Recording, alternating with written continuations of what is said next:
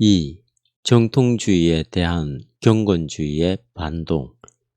계시신학에 대한 자연신학의 혁명이 일어나기 전에 정통주의에 대한 다른 형태의 비판이 있었다. 그것은 주관적 요소에 의존해 있었고 루터의 개인적 경험을 회상케 했다. 성서적 메시지를 통해서 말을 거는 성령의 힘에 의해서 루터는 로마 가톨릭 교회의 객관주의에 대한 혁명을 수행했다. 그는 초기의 내적 발전 과정에서 신비주의의 요소로부터 큰 영향을 받았다. 그는 독일 신비주의의 시기에 속한 경건문학의 고전, 이른바 테올로기아 게르마니카의 깊은 감화를 받았다. 실제로 지구의 표면을 바꿔 놓았던 루터의 가르침이 폭발력을 일으킨 것은 루터의 신경험이었다. 이 경험은 무엇이었던가? 그것은 교의의 비판이 아니었다. 그와 같은 것이라면 루터 이전에도 많이 있었다.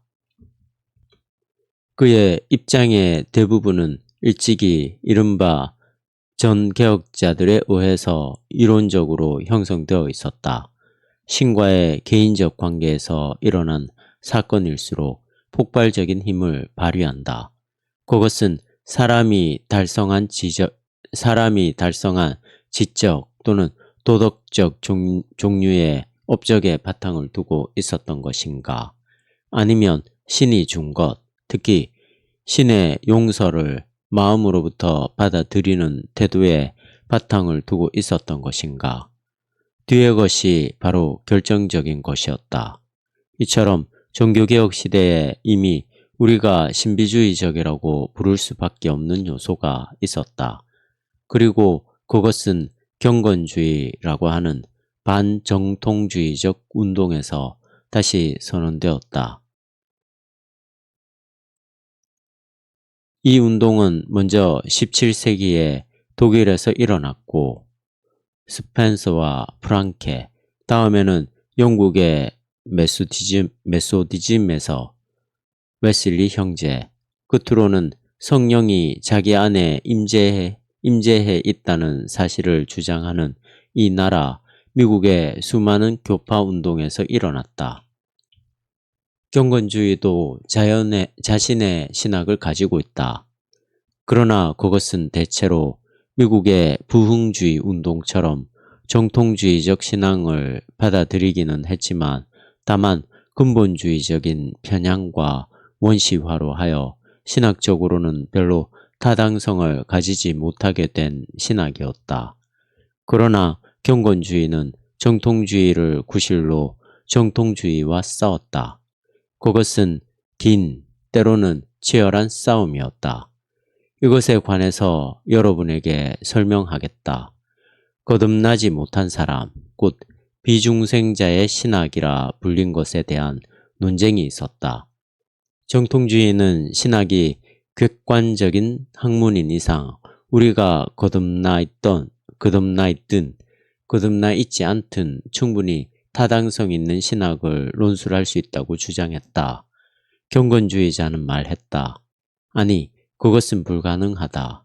여러분이 관여하는 모든 것에 관해서 여러분이 말한 모든 것에서 중생의 경험을 가질 때만이 여러분은 신학자가 될 수 있다.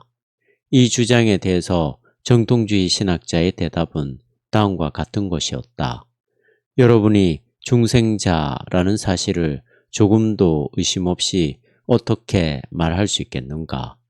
어떤 감정적 경험을 참된 중생이라 생각할 수 있는가?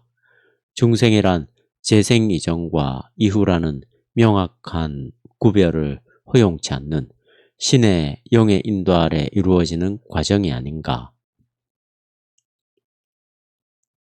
물론 결정적인 경험을 하는 사람이 있었다. 존 웨슬리가 그랬고 독일의 경건주의자 아우구스트 프랑케가 그랬고 니콜라우스 폰 친첸도르프가 그랬다. 그러나 이들은 예외적인 경우다. 보통 그리스도교 교인들의 내적 성장은 이제 나는 중생을 실제로 경험했기 때문에 신학자가 될 수 있었다고 딱 잘라 말할 수 있을 정도로 재생의 앞뒤 구별을 그처럼 명확하게 드러내지 않는다. 현대신학은 아직도 이 점을 논의하고 있다. 오늘날 우리는 위의 물음 대신에 이렇게 묻는다. 신학 문제를 이해하고 해결하기 위하여 여기에 실제적 참여가 필요한가? 나는 이같이 제시되는 물음의 방식만이 정통주의 신학자와 경건주의 신학자의 관심을 한데 결합시킬 수 있는 통일점이라 생각한다. 실존적 참여란 정말 필요하다. 그러나 어떤 시점에서의 중생의 경험이란 반드시 그런 것은 아니다. 그것은 불가능하다. 비록 잠시나마 의문의 형태를 띠게 되더라도 우리는 신학적 문제에 실존적으로 관심하고 여기에 실존적으로 참여하는 것으로 충분하다. 이처럼 정통주의와 경건주의의 주된 쟁점의 하나가 된 이 문제에 대한 나의 대답으로서 나는 신학 문제를 다루는 데는 실존적인 참여와 궁극적 진지성이 필요하다는 점을 지적하고 싶다. 정말 이것은 신학의 전제다. 그러나 그것은 중생의 날짜를 확정한다든지 중생의 내적 경험을 가리킨다든지 하는 것을 결코 의미하지 않는다. 마지막 결말은 경건주의자가 개혁가 자신들의 내부에 있는 주관성의 요소에 호소함으로써 정복할 수 없는 것으로 보이는 요새로부터 정통주의를 이끌어내는 데 성공했다는 사실이다. 그것은 정통주의에서 무시되어 왔던 루터나 칼빈의 다른 측면이다. 하여 경건주의는 바로 그 얼어붙은 사상체계를 깨뜨려 열 수가 있었다.